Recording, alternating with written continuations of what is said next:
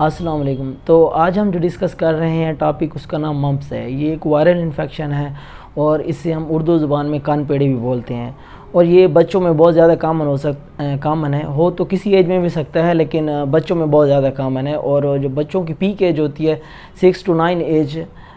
مطلب 6 سے 9 سال کا جو بچہ ہوتا ہے اس میں بہت زیادہ یہ کامن ہے ممپس۔ تو اب جو اس کا ایجنٹ ہے، جو یہ وائرس مطلب جو ممپس کرتا ہے، وہ پیرامگزو وائرس ہے، جو RNA والا وائرس ہے، اور جو اس کا سورس ہے وہ انفیکٹڈ پرسن ہے، اور اس کا جو ہوسٹ ہے وہ صرف انسان ہی ہے۔ یہ نہیں ہو سکتا کہ یہ انسان کے علاوہ کسی اور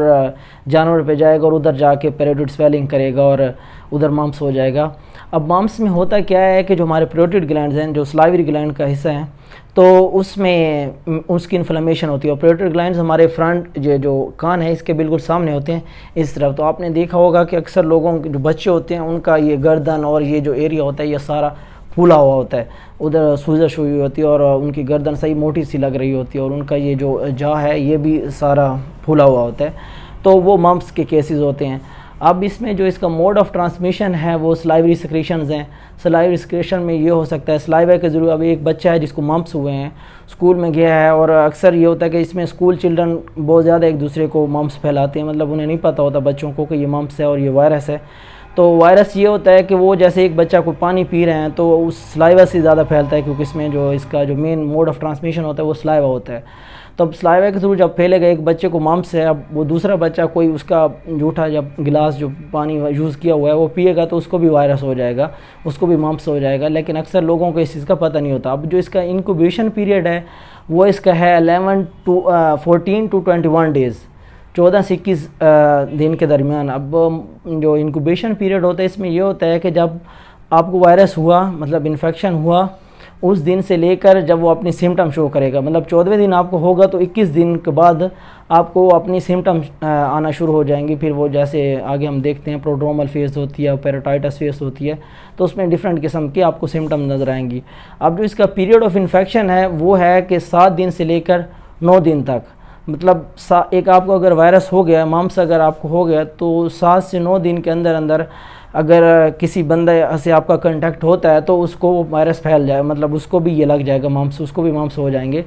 تو یہ تو ہوگا اس کا پیریڈ آف انفیکشن۔ اب ہیں اس کے کلینکل فیچرز۔ کلینکل فیچر میں اب 2 فیزز ہیں، ایک ہے پروڈرومل فیز۔ اب پروڈرومل فیز میں ایٹیپیکل سمٹمز ہوتی ہیں، جیسے کہ فیور، ملیز ہو گیا، ٹھیک ہے، انوریکسیا، مطلب اس میں بخار ہو گیا، بھوک کی کمی ہوتی ہے، اکثر جو بچے ہوتے ہیں انہیں بھوک نہیں لگتی، بھوک کی کمی ہوتی ہے، تو یہ اس کی پروڈرومل فیز ہے۔ اب جو اس کی جو مین ہے اس میں ڈائگنوسٹک یا ہال مارک جو ہے وہ یہی ہوتا ہے کہ پیروٹیڈ سویلنگ ہوتی ہیں اور پینفل سویلنگ ہوتی ہے۔ اب یہ نہیں ہوتا کہ اس میں سویلنگ ہوگی اور آپ کو درد نہیں ہوگا، جو بچے ہوں گے انہیں صحیح درد ہو رہا ہوتا ہے۔ تو یہ سم ٹائم تو یہ ہوتا ہے کہ اس میں یہ یونیلیٹرل ہوتی ہے، ون سائیڈڈ، اگر ادھر انفلیمیشن ہوئی تو ایک سائڈ اکثر سوجتی ہے، لیکن 75% کیسز میں یہ ہوتا ہے کہ دونوں سائڈیں بچوں کی پھول جاتی ہیں اور ان کا پورا یہ جبڑا اور یہ پوری گردن تو صحیح وہ موٹے ان کی گردن محسوس ہوتی ہے۔ تو یہ 75% بائی لیٹرل اس کی سویلنگ ہوتی ہے۔ تو یہ اس کا ڈائگنوسٹک مارک بھی ہے اور ہال مارک بھی آپ اسے کہہ سکتے ہیں۔ تو یہ اس کی کلینکل فیچرز ہیں جو مین اس کی ہیں۔ دوسری پیروٹائٹس فیز ہے۔ پھر اب اگر اس طرح اگر ایک آپ چیک کرنا چاہتے ہیں، مطلب مین تو اس میں یہ ہوتا ہے کہ آپ نے اب اس کی پیتھوفیزیولوجی اور ان چیزوں میں ہم نہیں جا رہے، ویسے اگر پیتھوفیزیولوجی میں اگر تھوڑا دیکھا جائیں تو یہ ہوتا ہے کہ جو ہماری پیروٹیڈ ڈکٹ ہوتی ہے، جو پیروٹیڈ گلینڈ سے سلائیوا لے کے آ رہی ہوتی ہے ہمارے ماؤتھ کی طرف، اس میں کیا ہوتا ہے کہ جب وائرس ادھر اٹیک کرتا ہے تو وہ سوجن ہو جاتی ہے اور وہ ریڈ ہو جاتی ہے اور پھر وہ پھول جاتی ہے، تو اس کی وجہ سے نا انفلیمیشن ادھر ہو جاتی ہے۔ ایکچولی ہماری جو پیروٹیڈ ڈکٹ ہوتی ہے اس پہ اٹیک ہوتا ہے۔ تو یہ انفلیمیشن کیونکہ یہ ملٹی سسٹمک ڈیزیز ہے، مطلب ملٹی سسٹمک وائرل انفیکشن ہے، تو اس کی وجہ سے یہ دوسری جگہوں پہ بھی انفیکشن کر سکتا ہے، CNS میں، رینل سسٹم میں، اور بھی جتنے ہمارے سسٹم ہیں، تو ان سارے سسٹم میں آلموسٹ اس کی انفلیمیشن کسی سسٹم میں بھی ہو سکتی ہے۔ تو یہ ہوگی اس کی کلینکل فیچرز۔ اب ہم اس کا دیکھتے ہیں ڈائگنوزز۔ جو ڈائگنوزز ہے اس کا وہ تو مین کلینکل ہوتا ہے، کیونکہ ایک بچہ آئے گا اس کی پیروٹیڈ سویلنگ ہوئی ہے تو آپ کو پتہ چل جائے گا کہ یہ ممپس کا ہی کیس ہے، ٹھیک ہے۔ اگر لیٹس سپوز کہ اس میں اگر ایک بچہ آتا ہے اور اسے پیروٹائٹس نہیں ہوا، مطلب اس کی یہ پیروٹیڈ گلینڈس سویل نہیں ہوئے، تو آپ کو کیسے پتہ چلے گا؟ پھر اس میں ایک جو موسٹ اسپیسیفک ہوتا ہے وہ IgM ہوتا ہے، ٹھیک ہے، اس کا آپ ٹیسٹ کراتے ہیں تو وہ موسٹ اسپیسیفک ہوتا ہے، لیکن ہمارے یہاں ہوتا نہیں ہے۔ اکثر اوقات یہ ہوتا ہے کہ جو بچے ہوتے ہیں ان کی پیروٹیڈ سویلنگ ہوئی ہوتی ہے، تو آپ کو پتہ چل جاتا ہے کہ یہ ممپس کا ہی کیس ہے۔ تو اس کے علاوہ PCR بھی ہوتا ہے اس میں، ٹھیک ہے، اور یورین کلچر بھی آپ کروا سکتے ہیں، تو لیکن وہ اتنے خاص نہیں ہیں، ہوتے بھی نہیں، اور بہت ریئر یہ لوگ PCR اور ان کی طرف جاتے ہیں۔ تو اب جو اس کی کمپلیکیشنز ہیں جن کی وجہ سے اب ویسے دیکھا جائے تو اس میں مورٹیلٹی جو ہے وہ 0 ہے، مورٹیلٹی نہیں ہوتی، ڈیتھ نہیں ہوتی کسی کی، اور 100% ریکوری ریٹ ہے، سروائیول ریٹ جو ہے وہ 100% ہے، مطلب کوئی کسی کو ممپس ہوگا تو وہ بندہ مرے گا نہیں، یا بچہ ہے یا کوئی بھی ہے، اس کی ڈیتھ نہیں ہوگی، تو ڈیتھ ریٹ تو اس میں 0 ہے۔ تو ایک سوچنے کی بات ہے کہ پھر ہم ویکسین کیوں لگاتے ہیں جو MMR کے نام سے آتی ہے، میزل ممپس اور روبیلا کے نام سے جو ویکسین آتی ہے، تو اس کی وجہ یہ ہوتی ہے کہ اس کے اندر کچھ کمپلیکیشنز ہوتی ہیں۔ اب جو ہیں اس کی کمپلیکیشنز ہیں جن کی وجہ سے ہم MMR جو ویکسین ہے وہ ہم یوز کرتے ہیں۔ جو اس کی موسٹ کامن جو کمپلیکیشنز ان میں مننجائٹس ہے، مننجائٹس کے بعد آ جاتا ہے اوفرائٹس اور اورکائٹس، جو مین اس میں دیکھا جاتا ہے ممپس کے اندر، جن کی وجہ سے ہم دوسرا جو MMR ویکسین ہے میزل ممپس اور روبیلا کی وہ لگاتے ہیں۔ اب اوفرائٹس میں یہ ہوتا ہے کہ انفلمیشن ہوتی ہے اووری کی، اور اس وجہ سے ایویرین پری میچور اوویرین فیلئر ہو جاتا ہے، جس کی وجہ سے جو فرٹیلٹی ہوتی ہے اس کے چانسز بہت کم ہو جاتے ہیں،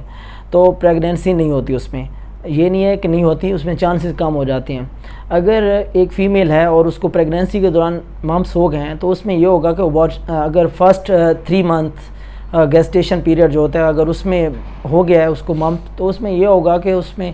پریگنینسی ابورشن ہو سکتا ہے۔ اور اب اورکائٹس جو ہے انفلیمیشن آف ٹیسٹیز ہوتا ہے۔ اب اس میں کیا ہوتا ہے کہ جو پوسٹ پیورٹل میلز ہوتے ہیں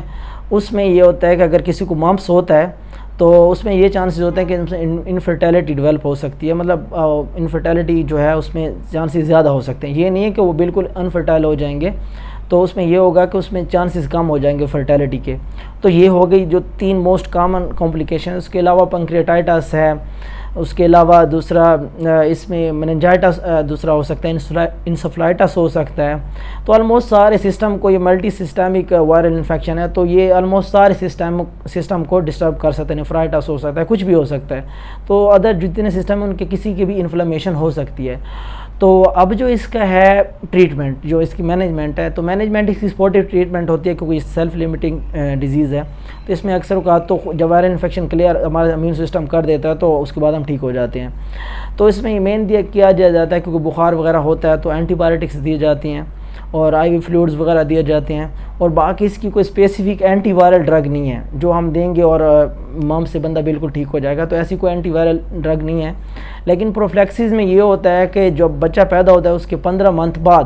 آپ ممپس اور میزلز اور روبیلا جو ویکسین ہے MMR وہ آپ دے سکتے ہیں، 0.5 ml سب کیوٹینس لگاتے ہیں بچوں کو 15 منتھ کے بعد جب وہ پیدا ہو جاتا ہے، تو یہ اس کا مین پروفلیکسس اس میں ہوتا ہے۔ لیکن اور یہ ہر بچے کو لگانی بھی چاہیے MMR جو ویکسین ہے، لیکن اکثر ہمارے ہاں یہ لگائی نہیں جاتی ممپس اور میزل اور روبیلا کی جو ویکسین ہے۔ تو یہ ایک بات چھوٹا سا ریویو تھا ہمارا اس ممپس کے بارے میں، تو انشاءاللہ کوشش ہے کہ نیکسٹ ٹائم ہم اس طرح کی کوئی اور انفارمیٹیو ویڈیوز بنائیں گے، اور ہمارا مقصد یہ ہے کہ اس سے میڈیکل اسٹوڈنٹ کا بھی فائدہ ہو اور جو ہماری جنرل پبلک ہے اس میں بھی لوگوں کا فائدہ ہو۔ تو اس میں اس لیے ہم چھوٹی چھوٹی ڈیزیز بناتے ہیں۔ باقی جو ہمارے میڈیکل اسٹوڈنٹس ہیں اب اگر وہ اسٹڈی کرنا چاہتے ہیں اچھے سے ڈیٹیل میں تو وہ اس چیز پر نہ بیٹھیں کہ ویڈیوز میں ہے اور ویڈیو سے وہ ساری تیاری کریں ایگزام کی، ایسا نہیں ہوتا۔ وہ بکس دیکھیں، اور جو اگر ڈیٹیل میں پڑھنا چاہتے ہیں تو بکس میں جائیں۔ یہ ایک جنرل انفارمیشن ہے، آپ کے مائنڈ میں ایک اسکیچ بیٹھ جائے گا ممپس کے بارے میں، اور اس میں امپورٹنٹ یہی ہے کیونکہ یہ ویسے اتنی کوئی خاص ڈیزیز نہیں ہے جس پہ بہت زیادہ کوئی اس کی پیتھوفیزیالوجی ہو، اور کوئی بہت بڑی ڈیزیز نہیں ہے، چھوٹی سی ڈیزیز ہے، تو اس پہ ایسے کریں۔ باقی اگر آپ اسٹڈی کرنا چاہتے ہیں تو اس پہ آپ بڑی جو بکس ہیں یا پھر اپنے جو ٹیچرز ہیں آپ کے ادھر پیتھوفیزیالوجی میں جا سکتے ہیں۔